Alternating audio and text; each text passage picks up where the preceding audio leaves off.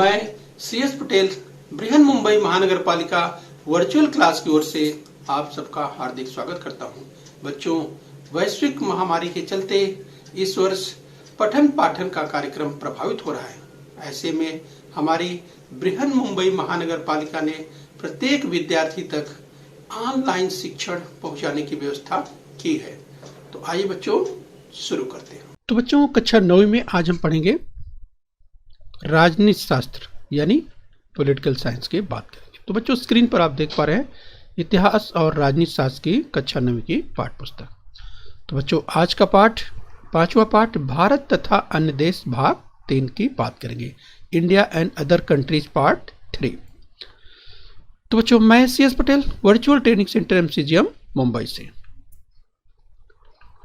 तो बच्चों, जैसा कि हमने कहा कि आज हम पढ़ेंगे भारत तथा अन्य देश, इंडिया एंड अदर कंट्रीज की बात करेंगे। तो बच्चों, अगर भारत और पड़ोसी राष्ट्रों की बात करें, इंडिया एंड हर नेबर्स की बात करें, तो बच्चों हमने इसके पहले देखा कि भौगोलिक और राजनैतिक दृष्टि से एशिया महाद्वीप में भारत का स्थान महत्वपूर्ण है। बच्चों, भारत के पड़ोसी राष्ट्रों में अफगानिस्तान, पाकिस्तान, श्रीलंका, बांग्लादेश, म्यांमार, नेपाल, भूटान, चीन तथा मालदीव।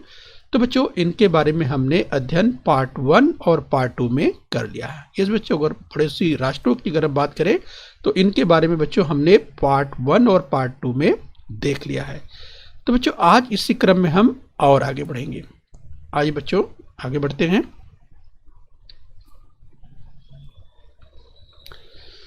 तो बच्चों, भारत तथा अमेरिका, इंडिया एंड अमेरिका की बात करेंगे। भारत तथा अमेरिका लोकतांत्रिक व्यवस्था के दो प्रबल राष्ट्र हैं। बच्चों, अमेरिका आरंभ से ही भारत का सबसे महत्वपूर्ण व्यापारिक साझेदार था। अनेक भारतीय शिक्षा और नौकरी हेतु अमेरिका गए।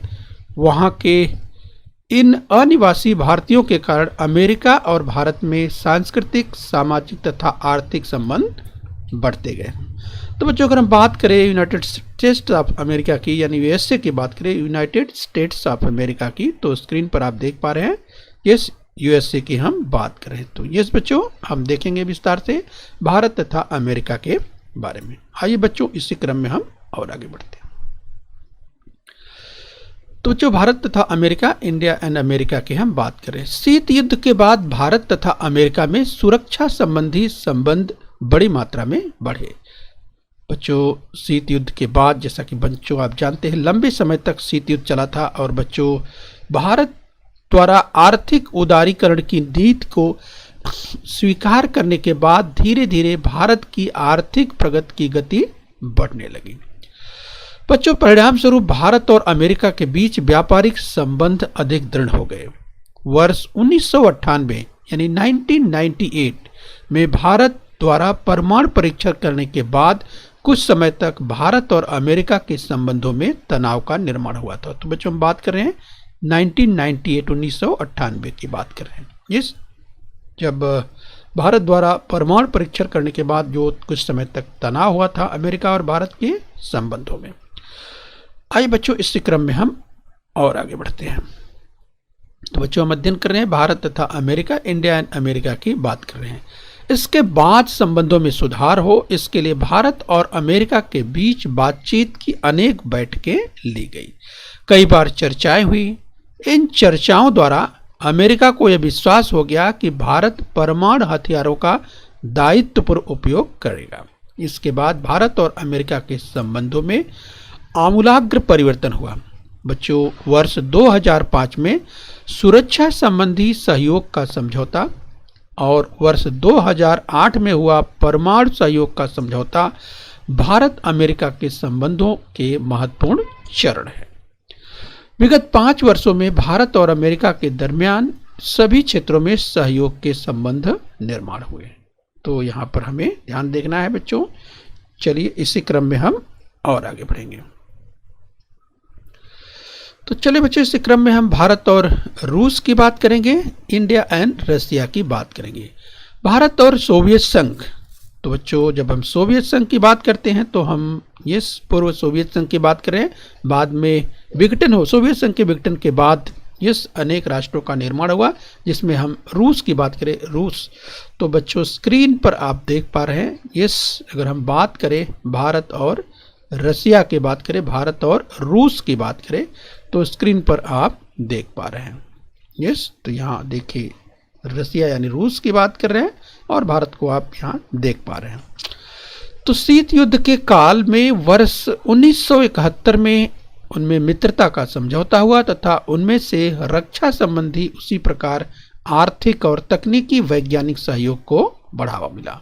तो बच्चों हम बात कर रहे हैं इंडिया एंड रशिया की, भारत और रूस की बात कर रहे हैं, यस, भारत और रूस की बात कर रहे हैं बच्चों। सोवियत संघ ने भारत को बड़ी मात्रा में आर्थिक और सैन्य सहायता भी दी। तो ध्यान रखना बच्चों, जब भारत और रूस की बात कर रहे हैं, राइट, तो सोवियत संघ ने भारत को बड़ी मात्रा में आर्थिक और सैन्य सहायता भी दी थी।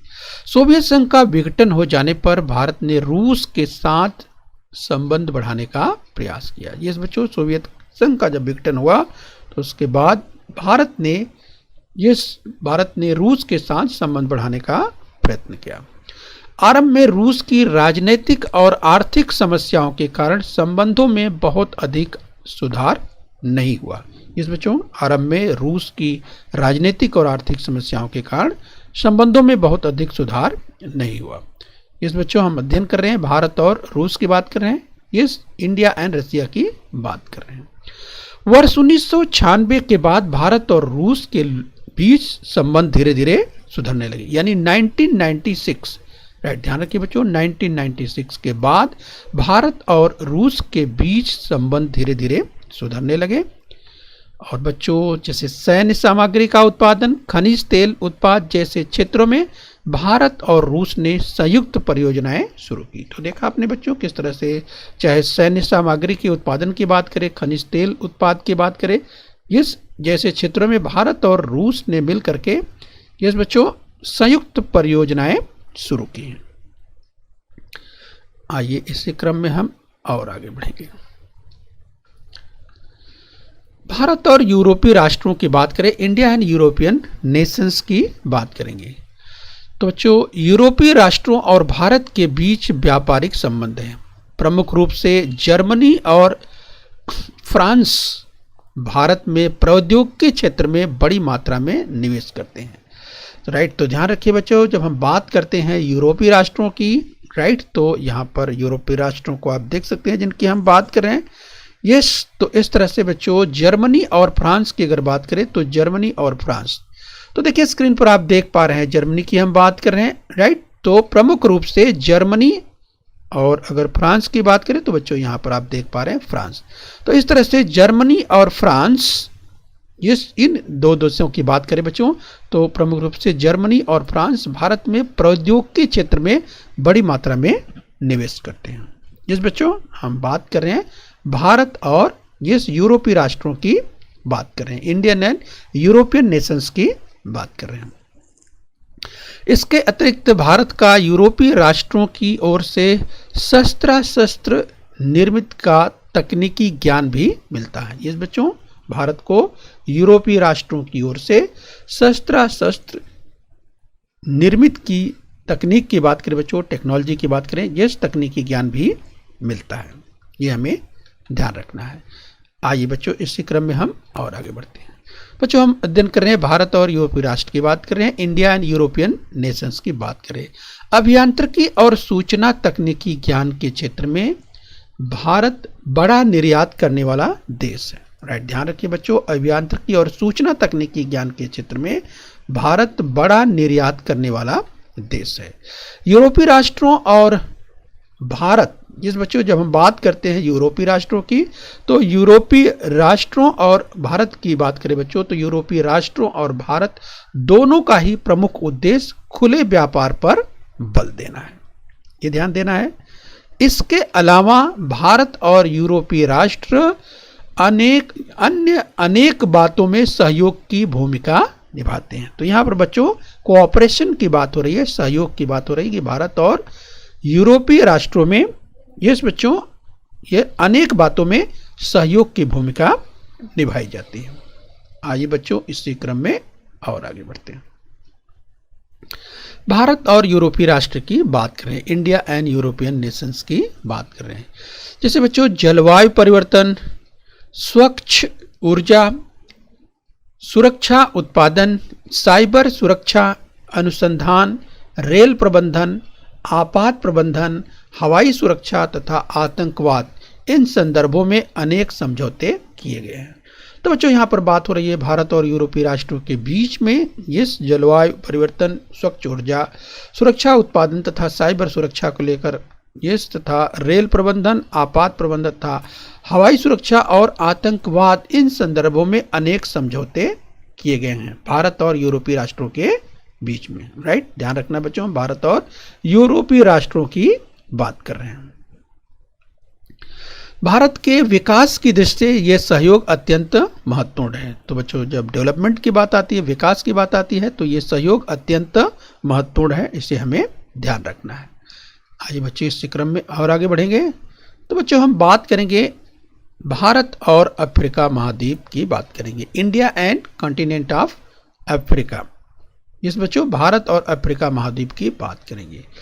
तो स्क्रीन पर इस बच्चों अगर हम बात करें तो भारत को आप देख पा रहे हैं, और अगर अफ्रीका महाद्वीप की बात करें बच्चों तो ये जो रेड में आप देख पा रहे हैं अफ्रीका महाद्वीप को देख पा रहे हैं।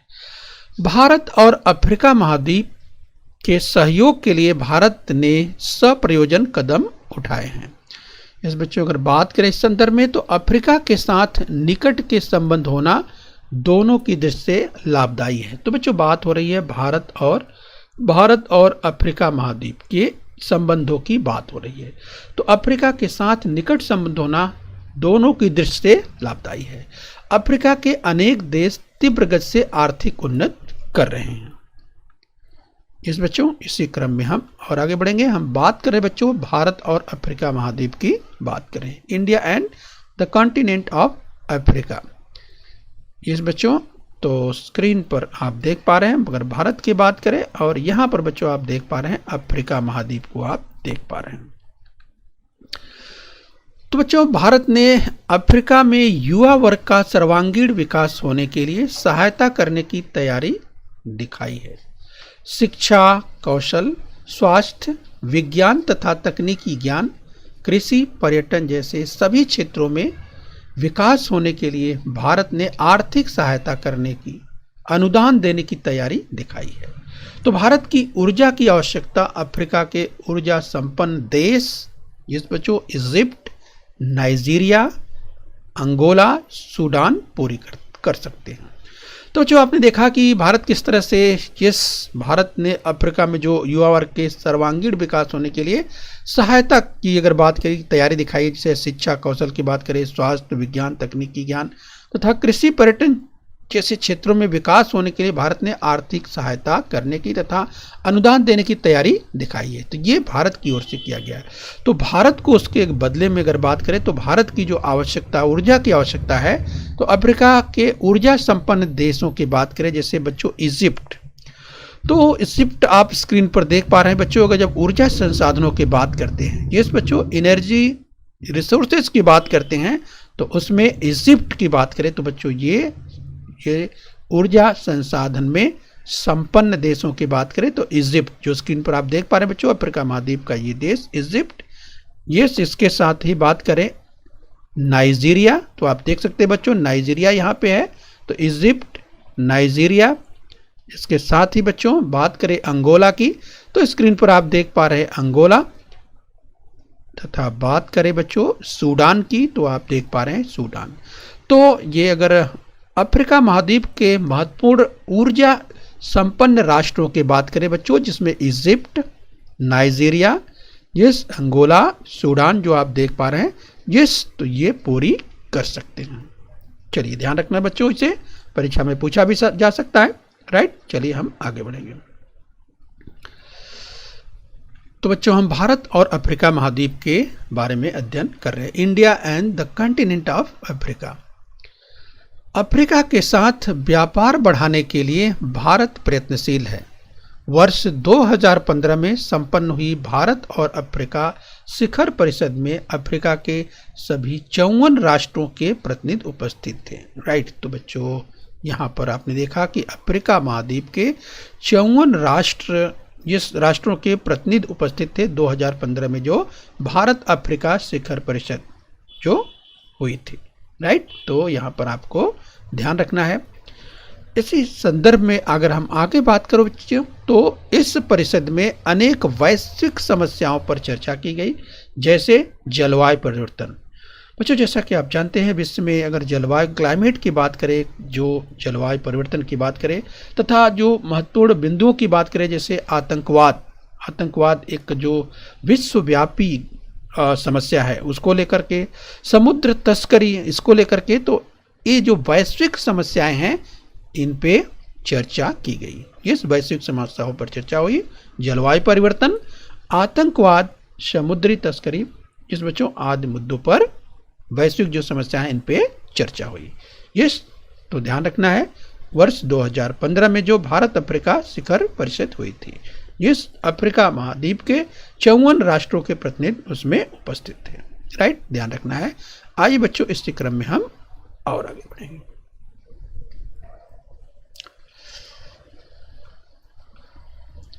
भारत तथा इंडो पैसिफिक की हम बात करेंगे बच्चों, India and the Indo Pacific area की बात करेंगे। तो बच्चों यहाँ पर अगर हम बात कर रहे हैं India and the Indo Pacific area की बात कर रहे हैं, इंडो पैसिफिक क्षेत्र में प्रमुख रूप से जापान, राइट बच्चों ध्यान रखना है, जब हम इंडो पैसिफिक की बात करते हैं तो पैसिफिक आप देख सकते हैं बच्चों, ये यहाँ पर लिखा हुआ है, ये पैसिफिक, और यहाँ पर आप देख सकते हैं इंडियन ओशन, ये आपको ध्यान रखना है, और पैसिफिक ओशन ये आपको ध्यान रखना है। पैसिफिक मतलब प्रशांत महासागर, बच्चों ध्यान रखना है। तो भारत तथा Indo Pacific, India and the Indo Pacific area की बात हो रही। तो बच्चों इंडो पैसिफिक क्षेत्र में प्रमुख रूप से जापान, इस जापान की हमने बात की, इसके अलावा ऑस्ट्रेलिया, यस तथा न्यूजीलैंड, ये जो आप देख पा रहे हैं, और दक्षिणी पूर्वी एशियाई राष्ट्रों की अगर बात करें, इस बच्चों दक्षिणी पूर्वी जो एशियाई राष्ट्र हैं ये सब सम्मिलित हैं। यस, इन दक्षिणी पूर्वी एशियाई राष्ट्रों का समावेश था। इन सभी राष्ट्रों से भारत के घनिष्ठ आर्थिक और व्यापारिक संबंध हैं। वहाँ की अनेक कंपनियों ने भारत में निवेश किया है, राइट। तो ध्यान रखिए बच्चों, जब हम India and Indo Pacific area की बात करते हैं, भारत तथा इंडो पैसिफिक की बात करते हैं। भारत और ऑस्ट्रेलिया इसमें सामाजिक सुरक्षा, अपराधियों का प्रत्यार्पण, नशीले पदार्थों की तस्करी विरोधी अभियान, पर्यटन, कला संस्कृति, इन क्षेत्रों में विविध अनुबंध किए हैं। इस बच्चों तो ध्यान रखना है, हम बात कर रहे हैं भारत और ऑस्ट्रेलिया की अगर, तो इसमें जो सामाजिक सुरक्षा, अपराधियों का प्रत्यार्पण तथा नशीले पदार्थों की तस्करी विरोधी अभियान, पर्यटन, कला संस्कृति, इन क्षेत्रों में विविध अनुबंध यानी करार किए गए हैं।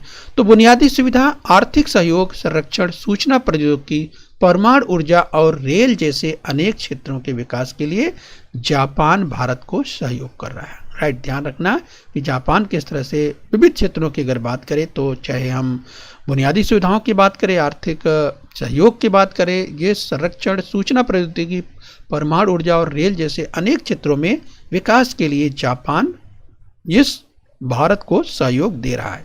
इस बच्चों इसे हमें ध्यान रखना है। आइए बच्चों इसी क्रम में हम और आगे बढ़ेंगे। तो बच्चों हम भारत तथा इंडो पैसिफिक की बात कर रहे हैं, India and the Indo Pacific area की बात कर रहे हैं। तो आइए इसी संदर्भ में कुछ महत्वपूर्ण बिंदुओं की ओर और देख लेते हैं।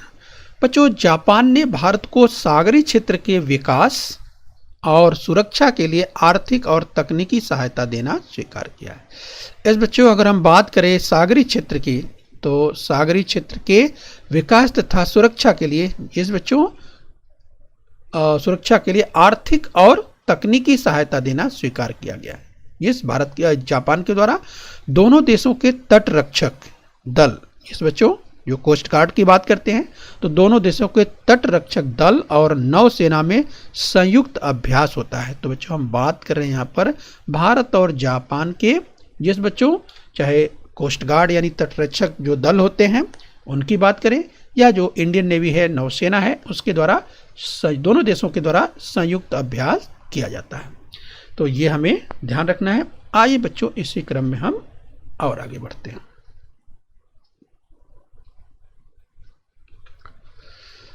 तो जो भारत तथा दक्षिण पूर्वी Asia, India and the south east Asia की बात करेंगे। तो बच्चों भारत और दक्षिणी पूर्वी एशिया की बात करेंगे। तो आरंभ से ही भारत का Indonesia, Malaysia, Singapore, Philippines, Thailand, Myanmar, Vietnam, Laos, Cambodia तथा ब्रुनेई जैसे दक्षिणी पूर्वी एशिया के राष्ट्रों से सौहार्दपूर्ण संबंध हैं।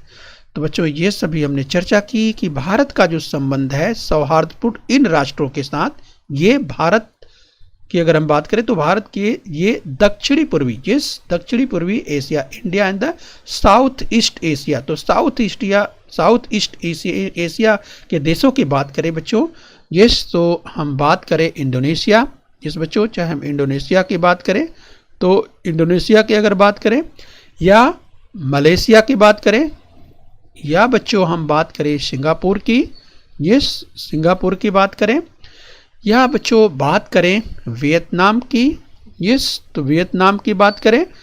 इसके साथ ही लाओस की बात करें, लाओस की बात करें, वियतनाम यहाँ पे, वियतनाम, लाओस। इसके साथ ही हम बात करें बच्चों कंबोडिया, कंबोडिया की बात करें, तथा ब्रुनेई की बात करें, तथा ब्रुनेई तथा ये जो दक्षिणी पूर्वी एशिया के इन राष्ट्रों के साथ भारत का सौहार्दपूर्ण संबंध है, ये हमें ध्यान रखना है। भारत तथा दक्षिणी पूर्वी एशिया की हम बात कर रहे हैं, India and south east Asia की बात कर रहे हैं। आइए बच्चों इसी क्रम में हम और आगे देखते हैं। तो बच्चों भारत तथा दक्षिणी पूर्वी एशिया की बात करें, India and the south east Asia की बात हो रही है। वर्ष 1991 के बाद यानी 1991 के बाद भारत ने अपनी आर्थिक नीति में परिवर्तन कर आर्थिक उदारीकरण को स्वीकार किया। तो बच्चों आपको ध्यान रखना चाहिए कि भारत में जो 90 के दशक की शुरुआत हुई, यानी बच्चों हम बात करें 1991 के बाद भारत ने अपनी आर्थिक नीति में परिवर्तन किया और बच्चों उसी समय से आर्थिक उदारीकरण का दौर शुरू किया गया। परीक्षा में पूछा जा सकता है कि भारत में उदारीकरण का दौर कब से शुरू हुआ, तो राइट आपको ध्यान रखना है बच्चों 1991 के बाद भारत का उदारीकरण का दौर शुरू हुआ, ये पूछा जा सकता है। उसके बाद दक्षिण पूर्वी एशियाई राष्ट्रों के साथ चल रहे व्यापारिक संबंधों में अधिक वृद्धि हुई।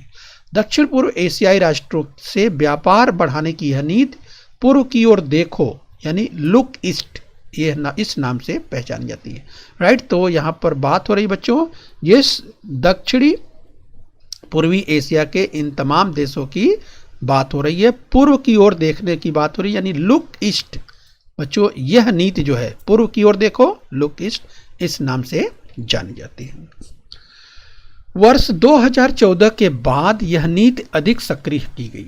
वर्तमान में यह नीति कृति करें यानी एक्ट ईस्ट नाम से जानी जाती है, राइट। ध्यान रखिए बच्चों 2014 के बाद यह नीति अधिक सक्रिय की गई और इसमें वर्तमान में यह नीति कृति करें एक्ट ईस्ट नाम से जानी जाती है, राइट।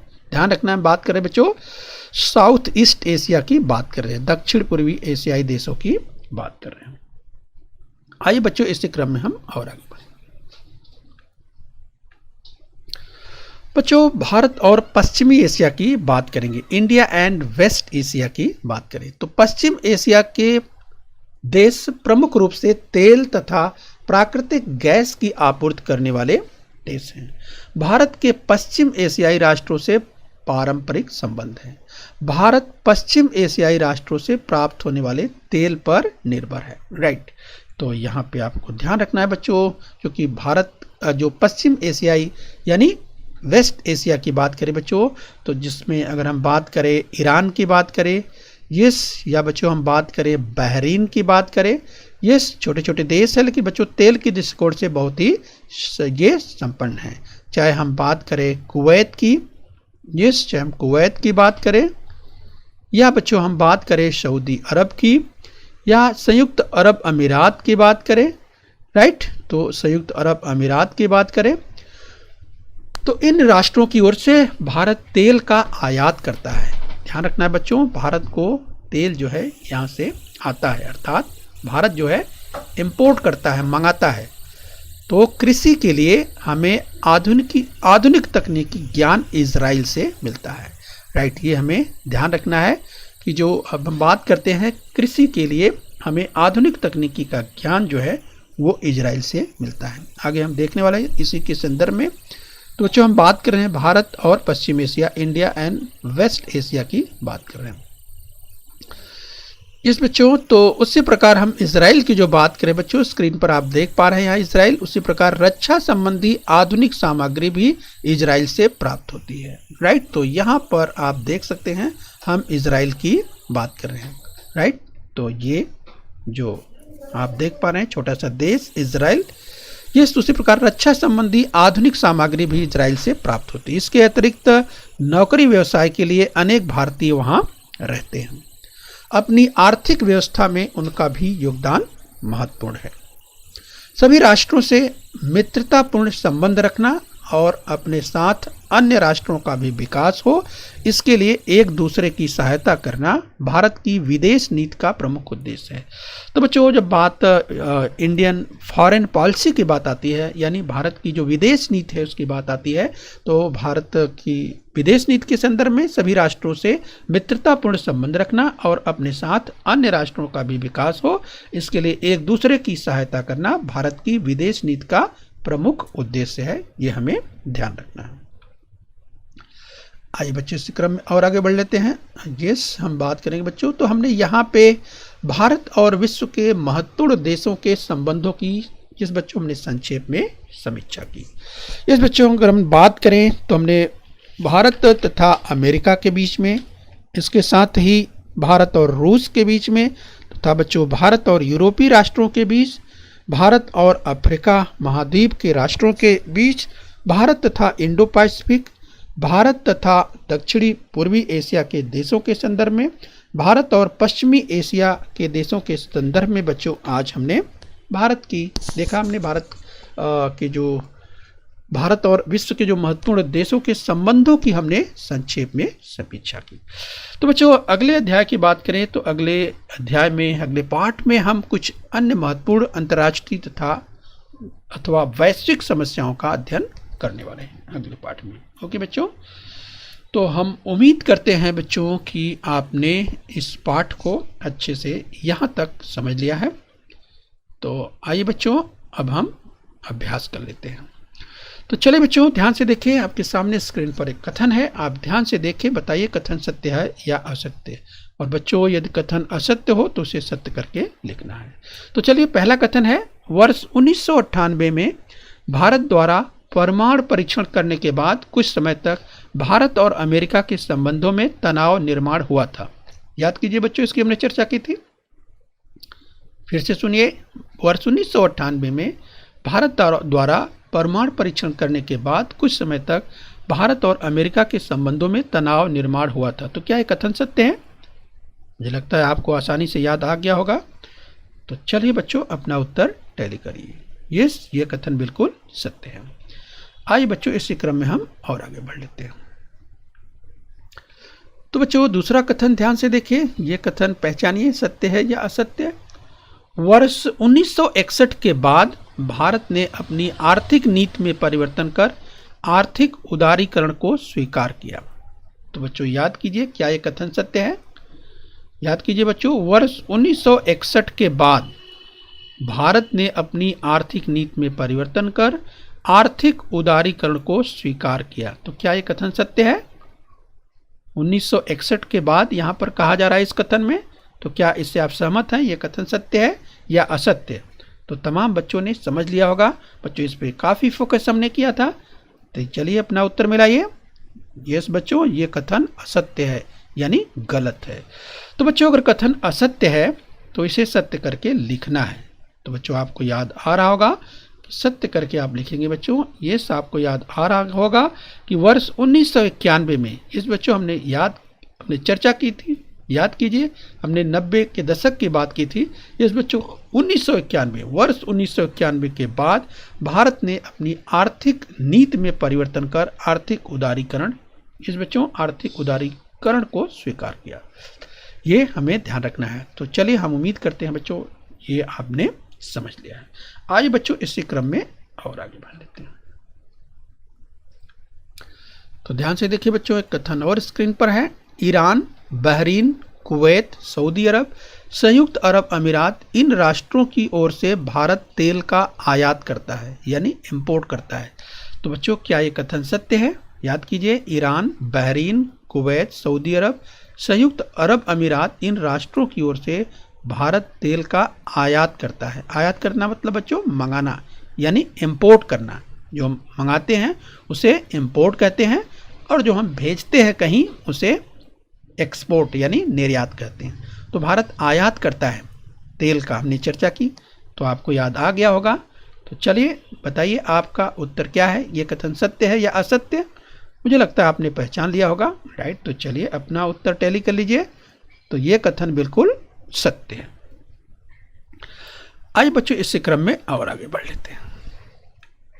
तो ध्यान से देखिए बच्चों, एक कथन और स्क्रीन पर। कथन सत्य है या असत्य पहचानिए। जापान ने भारत को सागरी क्षेत्र के विकास और सुरक्षा के लिए आर्थिक और तकनीकी सहायता देना स्वीकार किया है। तो याद कीजिए, जापान ने भारत को सागरी क्षेत्र के विकास और सुरक्षा के लिए आर्थिक और तकनीकी सहायता देना स्वीकार किया है। तो क्या ये कथन सत्य है? मुझे लगता है आपको ध्यान आ रहा होगा। यस बच्चों, तो चलिए अपना उत्तर टैली कीजिए। यस, ये कथन बिल्कुल सत्य है। जापान ने भारत को सागरी क्षेत्र के विकास और सुरक्षा के लिए आर्थिक और तकनीकी सहायता देना स्वीकार किया है। तो चलिए बच्चों अभी लास्ट में ले लेते हैं एक कथन और। तो ये अंतिम कथन है। सैन्य सामग्री का उत्पादन, खनिज तेल उत्पाद जैसे क्षेत्रों में भारत और रूस ने संयुक्त परियोजनाएं शुरू की हैं। याद कीजिए बच्चों, सैन्य सामग्री का उत्पादन, खनिज तेल उत्पाद जैसे क्षेत्रों में भारत और रूस ने संयुक्त परियोजनाएं शुरू की हैं। तो क्या यह कथन सत्य है? इसकी चर्चा हमने की थी, मुझे लगता है आपको याद आ गया होगा। तो चलिए बच्चों अपना उत्तर टैली कीजिए। यस, ये कथन बिल्कुल सत्य है। सैन्य सामग्री का उत्पादन, खनिज तेल उत्पाद जैसे क्षेत्रों में भारत और रूस ने संयुक्त परियोजनाएं शुरू की हैं। ये कथन बिल्कुल सत्य है। तो बच्चों इस पाठ को हमने भारत तथा अन्य देश, इस पाठ को बच्चों हमने 3 भागों में यानी पार्ट 1, पार्ट 2 और पार्ट 3, 3 भागों में हमने पूरा किया। बच्चों हम उम्मीद करते हैं इस पाठ को आपने बहुत अच्छे से समझ लिया है। ओके बच्चों, तो अपने स्वास्थ्य का ध्यान रखिए। बृहन मुंबई महानगर पालिका के इस चैनल को सब्सक्राइब कर लीजिए। ओके बच्चों बृहन मुंबई महानगर पालिका के इस चैनल को सब्सक्राइब कर लीजिए और बेल आइकन प्रेस कर लीजिए। तो बच्चों हम उम्मीद करते हैं यहाँ तक आपने समझ लिया है। आगे फिर मिलेंगे। आज के लिए इतना ही। Thank you very much.